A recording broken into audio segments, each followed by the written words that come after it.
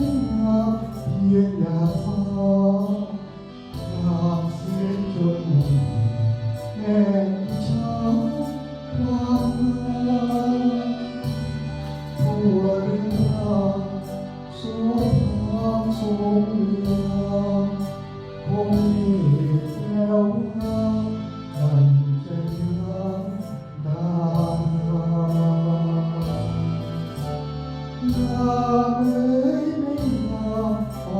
รชรงามเอ๋ยงามอรให้ลังเลือนเลียผิวขนม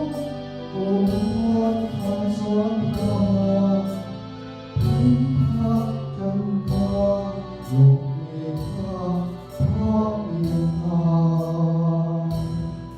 อยากจะมองเป็นเจ้าของเธอคนเดียวอยากจะโน้มเดียวดอกทานวันไม้อยากจะอยู่เคียงคู่เคียง